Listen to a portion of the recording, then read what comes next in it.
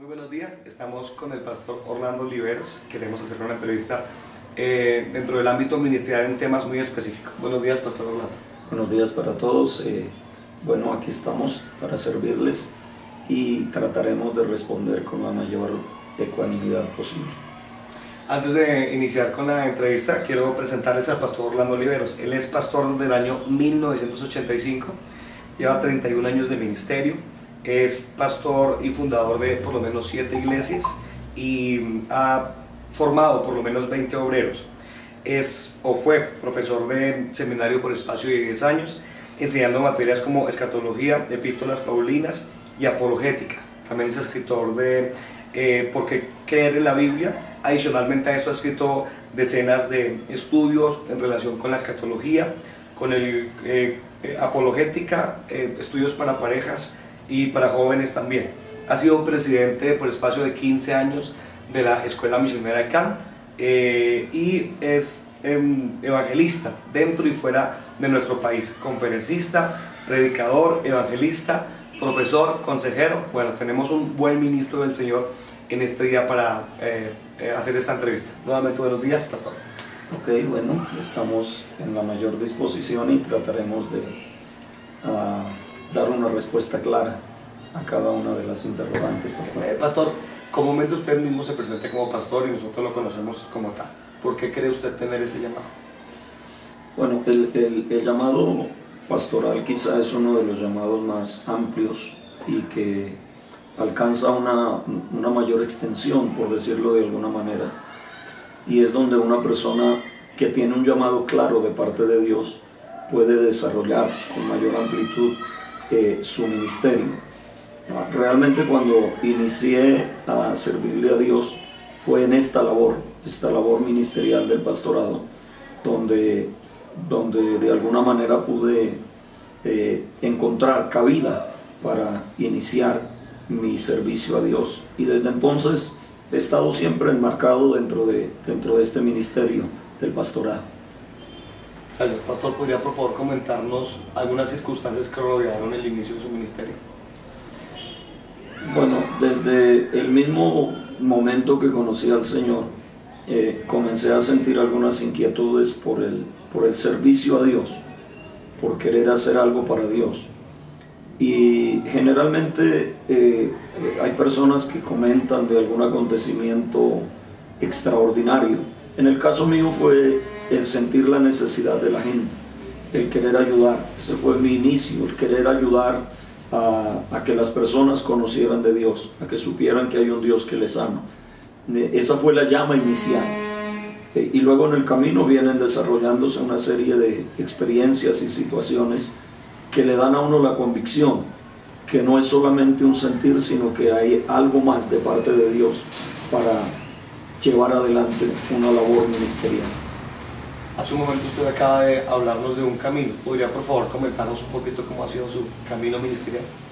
Bueno, mi transitar ministerial, mi caminar en el ministerio ha sido muy variado desde allá del momento de los inicios, de la soledad, de las circunstancias adversas, hasta ver a Dios obrando de maneras extraordinarias y ver cómo Dios ha cambiado las vidas. Desde iniciar una pequeña iglesia en un cuarto, en un pequeño recinto, hasta poder ver algún día un templo, desde sentirse uno menospreciado por la temprana edad, hasta sentir de alguna manera el reconocimiento de algunas personas en el trabajo que se ha desarrollado. Realmente en 31 años han sucedido muchas cosas. El camino ha sido y ha tenido de toda clase de situaciones, toda clase de desvíos, toda clase de... Me refiero a que es un camino, y todo camino tiene sus más y tiene sus menos. ¿Qué es lo que más gusta del ministerio? Realmente lo que yo puedo experimentar y que más puedo gustar del ministerio es cuando veo a una persona cambiada por Dios, una persona tocada por Dios. Cuando puedo ver a alguien y ver en esa persona lo que Dios puede hacer y el cambio que Dios opera en esas personas. realmente es lo que más llena mi corazón y lo que más me motiva a hacerlo un día más. En 31 años de ministerio, nos dice que han sido muchas las experiencias. ¿Cuál ha sido la más amarga y también la más dulce en este camino? La experiencia más amarga en el ministerio, podría decir, es la ingratitud de las personas a quienes de alguna manera en algún momento pudimos ayudar, y luego ver que le dan la espalda, y luego ver que quienes uno pensaba eran amigos se convierten en enemigos. Es una cosa bastante fuerte y que marca demasiado. Creo que fue también la experiencia del salmista, cuando pudo expresar que no le dañó a un enemigo de quien él tal vez se hubiera cuidado, sino su propio amigo, el que con él comía. Pienso que en el ministerio y en la vida misma, la traición es una de las cosas muy amargas. Y experiencias dulces, experiencias maravillosas, ha habido de todas. Pero para mí personalmente mis experiencias dulces o motivadoras están relacionadas con lo que Dios hace en las personas. Alguna vez vi en un culto o en algún pueblo un borrachito que se acercó a mí después de terminar un culto sucio, maloliente, y me señaló con el dedo y me dijo: yo voy a cambiar. Y al otro día efectivamente ya era otra persona, ya no estaba maloliente, no estaba borracho, era una persona totalmente cambiada por Dios. Y en cuanto a mí, eso es lo que me llena, no me llena cosas materiales o cosas que pudiera visualizar de otra manera. Me llena y me considero como experiencias muy dulces la obra de Dios en la vida de una persona. Gracias, pastor. Las experiencias dulces obviamente ya son una recompensa para uno, pero ¿cómo hacer que las experiencias amargas como las que usted nos comenta puedan de alguna manera bendecir el ministerio?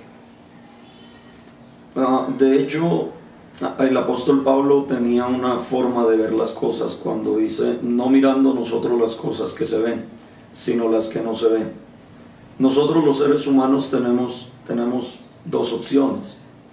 Tenemos la opción de aprovechar las circunstancias adversas para levantarnos sobre ellas y hacer de cada experiencia amarga un peldaño, un escalón para ser más grandes, o dejarnos vencer o dejarnos dominar por ellas.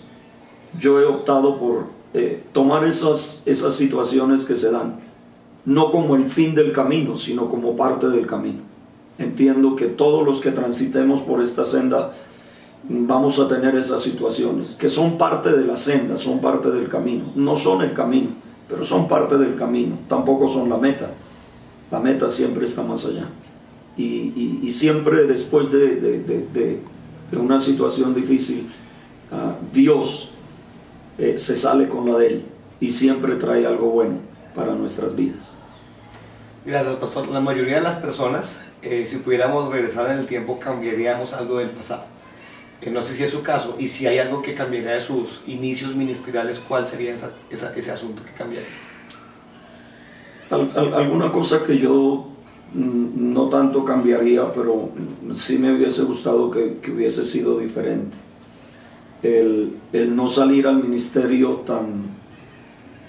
tan desarmado, por decirlo, con tan poca capacitación, el no tener al lado a alguien en quien poder contar, con quien poder contar, el tener uno que batallar solo. Yo pienso que eso trataría de encontrar la manera de cambiarlo, de refugiarse uno en alguien y de pronto de tener una mayor capacitación para no cometer tantos errores que se cometieron y que se cometieron a veces por la mala influencia de otros que estaban cometiendo los mismos errores que uno, y que a lo mejor se causó mucho dolor en personas por falta precisamente de esa capacitación, y el no tener a alguien con quien contar en los momentos difíciles. Eso hay que cambiarlo, y eso habría que cambiar.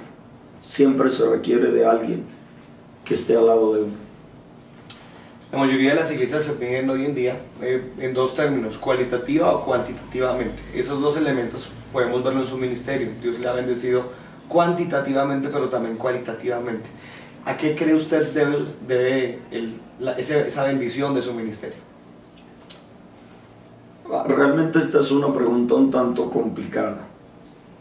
Y es un tanto complicada porque generalmente la gente se pregunta, y el mundo hace la pregunta, ¿a qué se debe su éxito de pronto? Pero en el caso mío yo no podría encontrar en mí algo que pudiera determinar eso.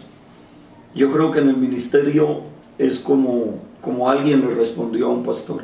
En el ministerio o se tiene o no se tiene. Y yo creo que esto depende más de Dios. Y lo que corresponde a mí es mantener una actitud humilde delante de Dios y reconocer que no soy yo, que sencillamente sé. Y sin Él nada podría ser. Según su criterio, ¿cuáles cree usted son las características de un ministerio efectivo? Hace años un hermano me hizo esta pregunta, me dijo, ¿cuál considera usted en una palabra es la clave para un ministerio exitoso? Y por supuesto estoy claro en qué aspecto me estaba preguntando él, en qué basaba él el éxito. Y yo pensé en muchas palabras, pensé por ejemplo en la fe, pensé en la obediencia, pero realmente llegué a una conclusión y fue la respuesta que le di a él. Yo creo que la clave de mucho de esto se resume en la palabra perseverancia.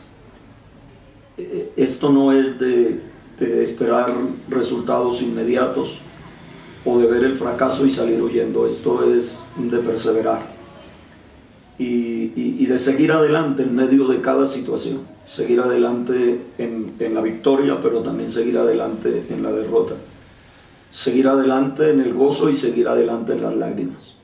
Es levantarse cada mañana para decir, lo voy a intentar de nuevo, voy a seguir porque esto es lo que Dios quiere de mí.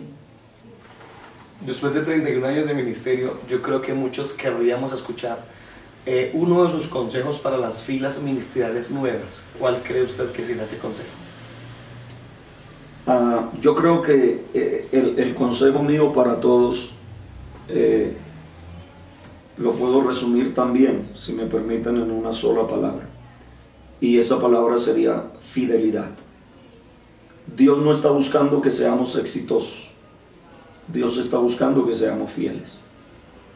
El mundo busca personas exitosas y el éxito se resume para el mundo en logros. Dios está buscando obreros que sean fieles. Y ser fiel a Dios no significa tener o no tener éxito en cuanto a los parámetros del mundo. Ser fiel significa permanecer cualquiera que sea la circunstancia. Si le preguntáramos a Jeremías acerca de su éxito, pues nos diría que no lo obtuvo. Pero si lo miráramos y miramos a Jeremías desde su fidelidad, entonces encontraríamos un gran hombre de Dios. Yo creo que el mundo hoy necesita ver ministros fieles. Y en eso podríamos resumir mi consejo para las nuevas generaciones de ministros. Si usted como ministro logra alcanzar ese estándar de fidelidad a Dios, entonces su recompensa será segura en Dios. Pastor, Dios quiera que el Señor le permita estar mucho más tiempo con nosotros, pero ¿tiene algún plan para que su descendencia o los que están cerca suyo conserven y empoderen lo que ministerialmente usted está dejando? Más que un plan, es un sueño, es un anhelo. Y lo único que pudiéramos decir es lo que los antiguos hombres de Dios hicieron. Y es, alguna vez escuché que la visión del apóstol Pablo era marcar hombres para el ministerio.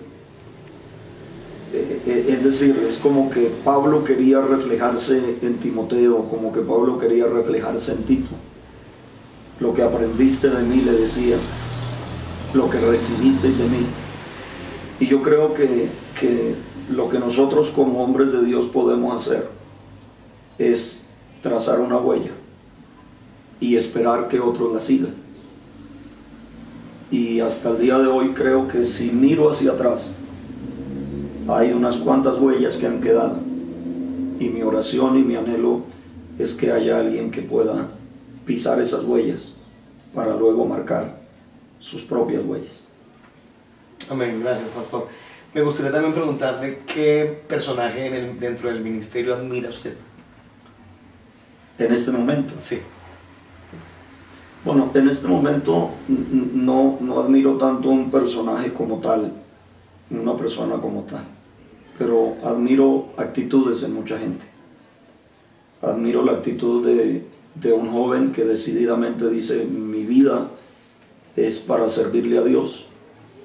Y admiro la actitud de un anciano que dice: estoy dispuesto a mantenerme aunque todo esté en contra mía. Y admiro a una persona que aún en su madurez y teniendo miles de oportunidades decide quedarse en el servicio a Dios, aunque muchos lo vean como un derrotado y como un fracasado, pero él persiste allí. En este momento no hay una persona, un hombre que admire como tal. En la historia, en el pasado, me ha marcado mucho la biografía por ejemplo, de David Brainerd, su tesón, su esfuerzo, su tenacidad por alcanzar el sueño que tenía en su corazón. Hoy no hay personajes para admirar, pero hay actitudes en algunos que son de admirar.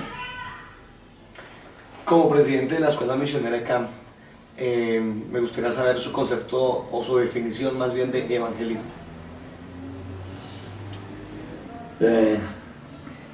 Yo creo que hoy en día hay una distorsión en cuanto al evangelismo.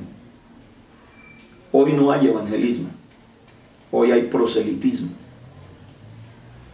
Para mí el evangelismo es traer personas a los pies de Cristo, traer personas a Cristo. Hoy estamos llevando personas a las iglesias, a los templos. Hoy hay proselitismo. Y por eso una iglesia crece a costillas de la destrucción de otra. Hoy se pesca en peceras ajenas. Hoy se buscan más a los creyentes que a las almas perdidas. Eso no es evangelismo. Evangelismo es traer a un pecador y dejarlo a los pies de Jesús para que Él haga su obra en él.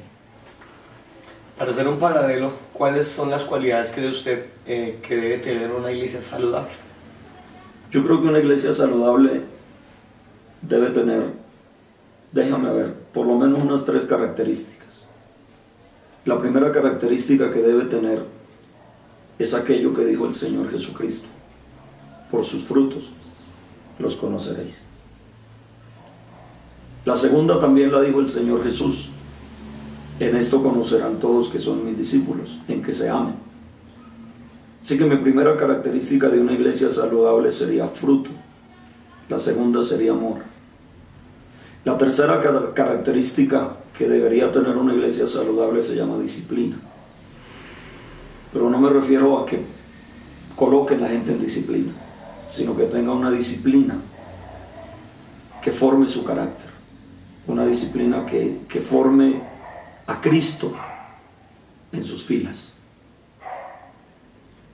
¿Cree usted entonces que existe una relación a considerar entre evangelismo y una iglesia saludable para un sano crecimiento?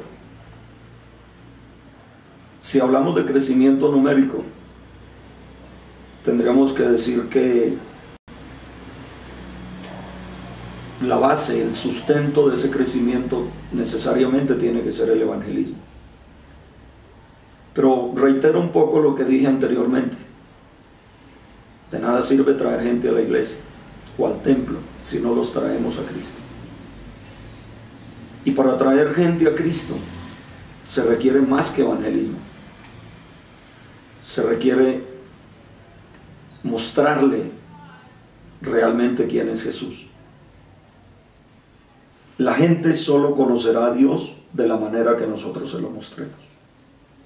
Si nosotros le mostramos al mundo un Dios distorsionado, el mundo creerá en un Dios distorsionado.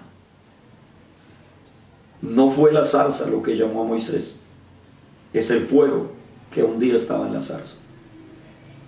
Y yo creo que eso es lo que debería marcar una iglesia en el día de hoy. No tanto que seamos zarzas, sino que mostremos el fuego de Dios en nuestras vidas. Dentro de este crecimiento que estamos hablando, ¿cuál cree usted debe ser el lugar ideal del pastor? En el crecimiento que estamos viviendo en el día de hoy, yo creo que el pastor no puede buscar ni puede tener otro lugar que el lugar que le corresponde como líder de la iglesia, como la persona. Y cuando hablamos de líder, no estamos hablando de ese que es superior a todos, sino de ese que puede mostrar el camino. El Señor Jesús dijo: mis ovejas oyen mi voz y me siguen. De tal manera que si los pasos del pastor son errados, los pasos de sus ovejas serán errados también. El lugar del pastor es el lugar de aquel que lleva el candelero para que se pueda ver la luz. ¿Cuáles cree usted entonces son las deficiencias más comunes del pastorado en nuestra sociedad? Una de las deficiencias más grandes es que el pastorado ha perdido su calidad de líder. Y muchos no son líderes, muchos son jefes. Y más triste aún decirlo, muchos son caudillos. El pastor no está para que las ovejas lo sirvan. El pastor está para servir a las ovejas. El pastor no está para enseñorearse de las ovejas. Está para guiar a las ovejas. Entonces la gran pregunta es: ¿se está desarrollando hoy una labor pastoral? ¿O se está desarrollando más bien una labor mercantilista? ¿Son los pastores siervos o son los señores de las ovejas? ¿Está el pastor en el lugar de servicio? ¿Es el pastor el que sirve o es el pastor el que se sienta a la mesa?